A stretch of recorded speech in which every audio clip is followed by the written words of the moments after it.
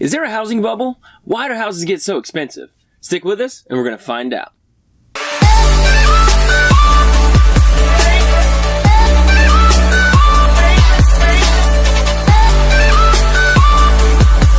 Alright, before we get to the housing bubble, let's find out how bubbles are created, or how housing bubbles are created. Did you know that adjusted for inflation, housing prices have quadrupled since the 1940s? But why exactly? Well, here are a few reasons. First would be the federal funds rate, or the discount rate, available financing, population growth, and the fact that we as Americans are just living longer, land restrictions and building codes, and lastly, the cost of building materials. So let's start with the federal funds rate, which is set by the Federal Reserve, which isn't actually a federal entity at all, but that's for another video. These rates affect the housing market and the economy more than you may think. Let's look at a couple points of history to show you how. After the dot-com bubble burst in the year 2000, real incomes fell, but housing prices continued to climb. How's that possible, you may ask?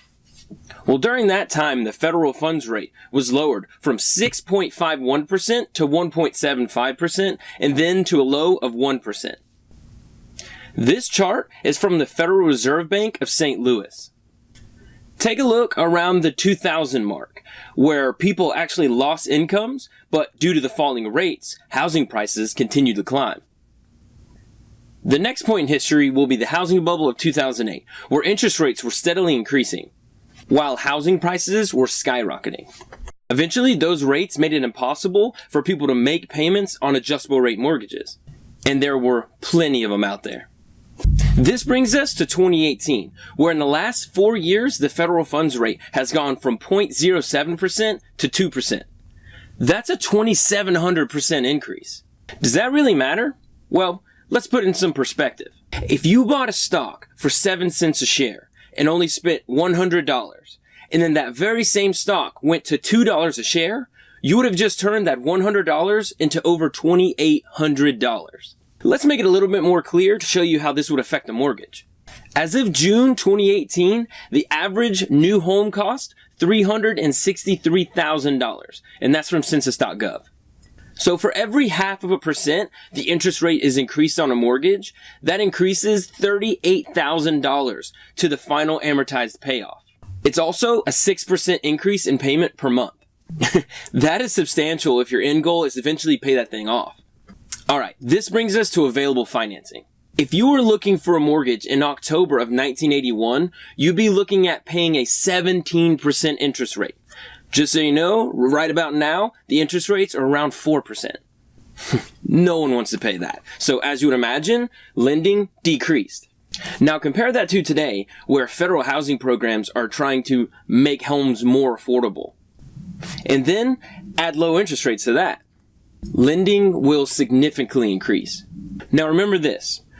The more institutions willing to invest in a market or loan to a market, the higher the prices will go. I mean, just look at student loans or the price of college.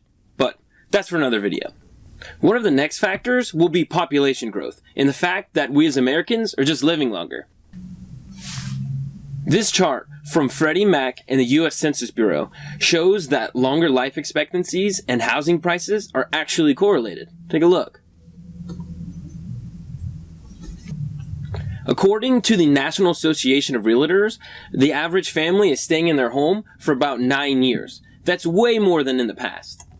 And all of these factors play a role in both the housing supply and supply and demand. Our last few points are pretty obvious. With thousands of land restrictions and building codes, all of these are barriers to adding to inventory. Not to mention the cost of permitting. And lastly, we have material costs. Due to inflation, material costs are way more expensive than they were in the 40s. All this is due to inflation. And if you're wondering, what is inflation? Don't worry, we're going to do a video for that specifically. So, to answer the initial question of is there a bubble? Well, our answer is yeah, there's a bubble. Due to all of these factors, housing prices have been hitting record highs, both domestically and around the world. So what does this mean and how is this going to affect our life? Stay tuned, because we're going to be doing more in-depth videos on these topics. I want to thank you guys so much for watching this video. Seriously, we appreciate it. If you could do us one big favor and hit the subscribe button and the notification bell next to it, that way every new video that we do, you'll be notified so that you can watch. If you guys have any questions or if you want to comment below to suggest a topic that we could do a video on, please do that and we'll be looking out for it.